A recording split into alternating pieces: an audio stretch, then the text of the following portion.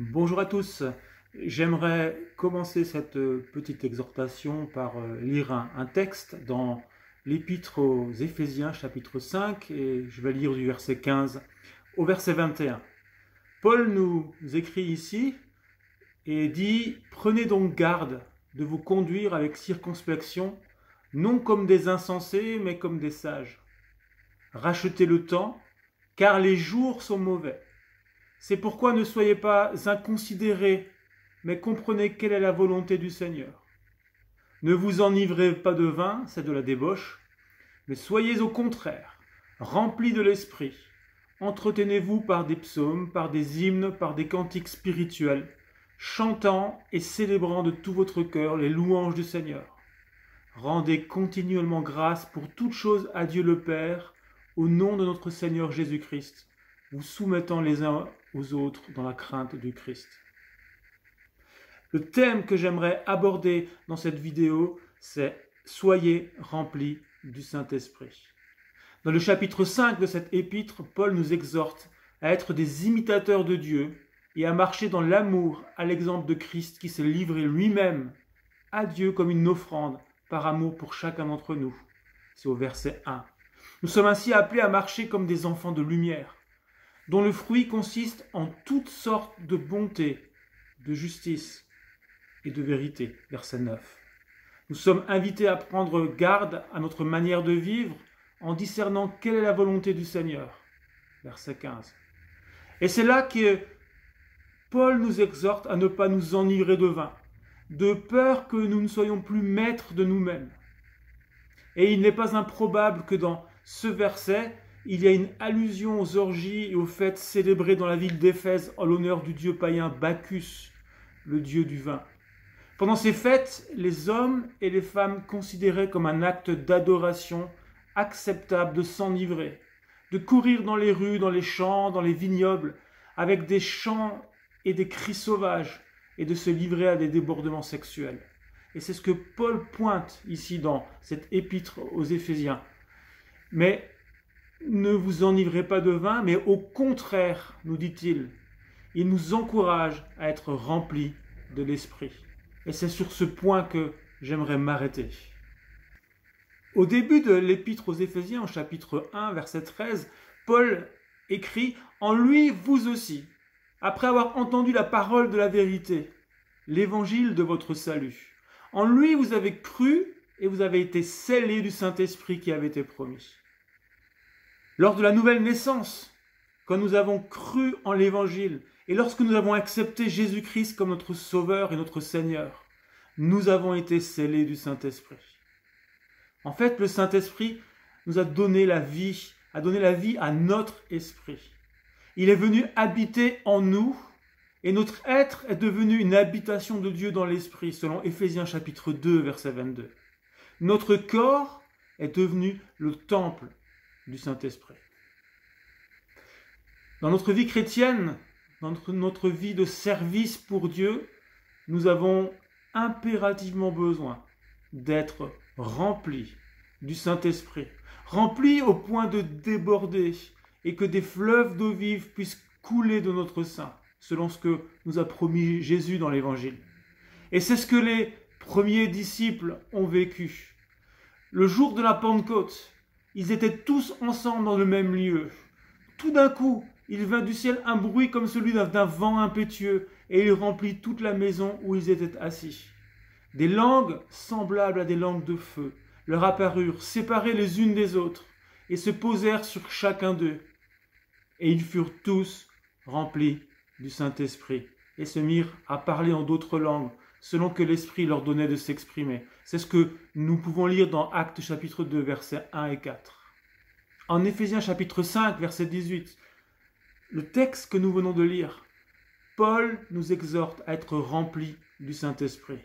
Ne vous enivrez pas de vin, c'est de la débauche, mais soyez au contraire remplis de l'Esprit. Et j'aimerais qu'on puisse s'arrêter sur cette phrase et notamment sur la forme grammaticale de ce commandement. Premier point, il s'agit d'un impératif. Être rempli de l'Esprit, ce n'est pas une option, c'est un commandement. Deuxième point, c'est un impératif, mais qui est à la forme passive. C'est une forme grammaticale qui est rare et qui est paradoxale.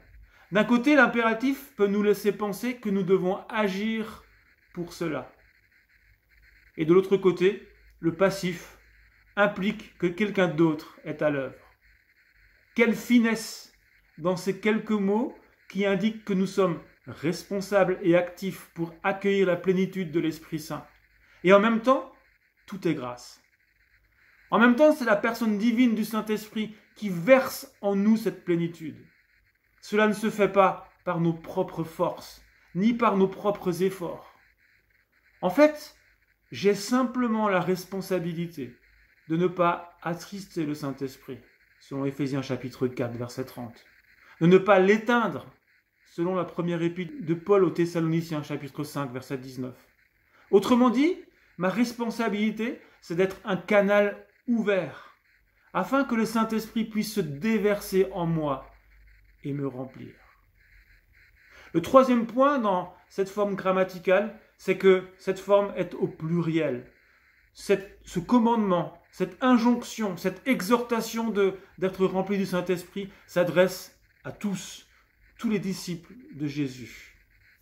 Et dernier point, quatrième point, cette forme grammaticale, c'est un présent continu. Elle pourrait se traduire littéralement par « soyez continuellement en train d'être remplis du Saint-Esprit ». Soyez continuellement en train d'être remplis du Saint-Esprit. En fait, le livre des Actes nous montre que les disciples ont été remplis plusieurs fois du Saint-Esprit. Ils l'ont été dans le texte que j'ai lu tout à l'heure, dans Actes chapitre 2, mais cela s'est reproduit encore en Actes chapitre 4, verset 31. Alors la question qu'on pourrait se poser, mais pourquoi avons-nous toujours besoin d'être remplis de l'Esprit?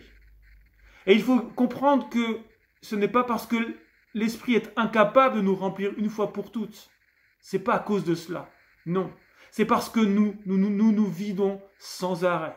C'est parce que nous avons des fuites. Et j'aimerais vous donner cette image du ballon qui représente notre vie.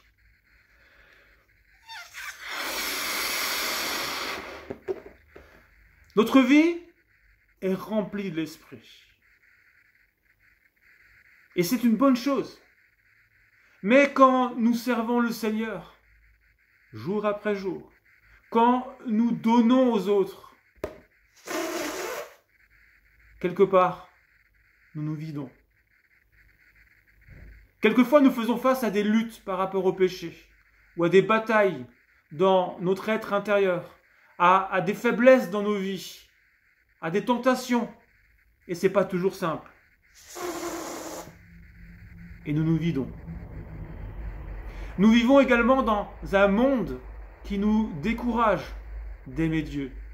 Et c'est souvent épuisant de toujours ramer à contre-courant, au milieu d'un monde qui rejette Dieu. C'est pas toujours simple. Et ça nous prend de l'énergie.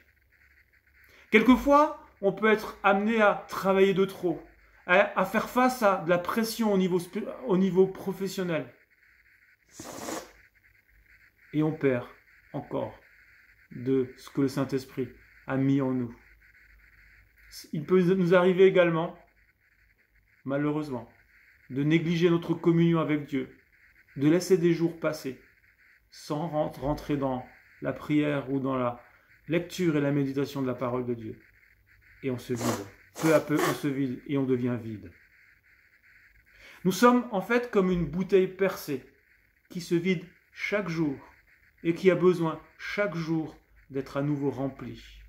Nous sommes comme ce ballon qui fuit et constamment, chaque jour, nous avons besoin d'être à nouveau remplis du Saint-Esprit pour faire face aux défis qui nous attendent, aux défis du service, aux défis de ce jour. Alors, comment être rempli de l'Esprit? Le texte nous dit, Paul nous dit dans ce texte, entretenez-vous par des psaumes, par des hymnes, par des cantiques spirituels, chantant et célébrant de tout votre cœur les louanges du Seigneur. Et ce verbe, entretenez-vous, m'interpelle. Et je crois que pour être rempli du Saint-Esprit, j'ai besoin de passer du temps avec Dieu, du temps de qualité avec Dieu. J'ai besoin d'entretenir ma vie spirituelle. J'ai besoin de passer du temps avec Dieu dans la lecture et dans la méditation de la parole de Dieu.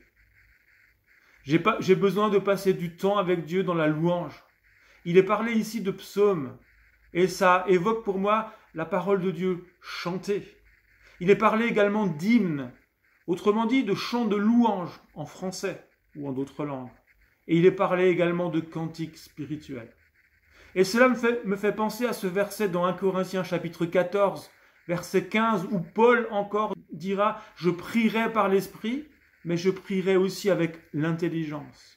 Je chanterai par l'Esprit, mais je chanterai aussi avec l'intelligence. » Je crois que pour être rempli d'esprit, j'ai besoin de passer du temps avec Dieu, du temps dans sa parole, du temps à le louer avec mon intelligence, mais également le louer en esprit, de le louer en langue. Et du temps également à prier, et prier aussi en langue.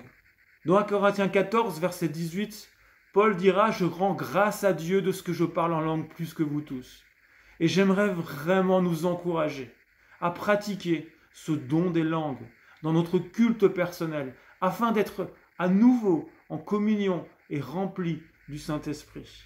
C'est un exercice que nous ne devons pas négliger. Il m'arrive également quelquefois de passer des temps de communion avec Dieu dans le silence. Être simplement à son écoute, sans parler. Quelquefois, je suis simplement couché dans mon canapé, je reste concentré sur Jésus. Je garde mes pensées concentrées sur Jésus, à l'adorer, et j'invite le Saint-Esprit à me remplir. Nous avons vraiment besoin d'être remplis du Saint-Esprit, jour après jour, constamment. Et pour cela, j'ai besoin, tu as besoin de passer du temps avec Jésus, des temps de qualité avec Jésus dans sa parole, dans la lecture de sa parole, dans la méditation de sa parole, dans la prière, dans la louange, sans négliger le chant en langue ou la prière en langue, des temps d'écoute, de silence devant lui, simplement à nous laisser remplir par lui, par son esprit. Et pour finir, ce passage que nous avons lu dans Éphésiens 5 nous montre également certains fruits qui poussent chez une personne qui est remplie et qui est pleine du Saint-Esprit. Ces fruits sont simplement un cœur qui déborde de louanges, mais également un cœur qui rend continuellement grâce à Dieu pour toute chose, en toute occasion et en toute chose. C'est également un cœur qui n'a pas de souci pour se soumettre aux autorités que Dieu a établies, que ce soit au Seigneur lui-même, que ce soit aux autorités dans la famille, dans le cadre du couple ou envers les parents, ou que ce soit aux autorités civiles ou dans le monde professionnel. Et c'est ce que Paul va développer dans le reste du chapitre 5 de l'Épître aux Éphésiens et également dans la première partie du chapitre 6. En conclusion, s'il y a une seule chose à retenir de cette petite vidéo, c'est que tu as besoin d'être à nouveau rempli du Saint-Esprit. Tu as besoin d'être constamment rempli du Saint-Esprit pour faire face aux défis de ta vie, pour faire face aux défis de ton service pour Dieu. Et cela n'est possible qu'en s'approchant de Dieu et en passant du temps de qualité avec lui. Cette vidéo est donnée dans le cadre de cultes organisés en groupe de maison. Et puis, généralement, des questions sont données afin de permettre une discussion dans le cadre de ces groupes de maison. Mais aujourd'hui, je ne souhaite pas vous laisser des questions. Je vous encourage simplement, alors que vous êtes réunis ensemble, à prendre un temps de prière et de prier les uns pour les autres, afin d'être à nouveau remplis du Saint-Esprit.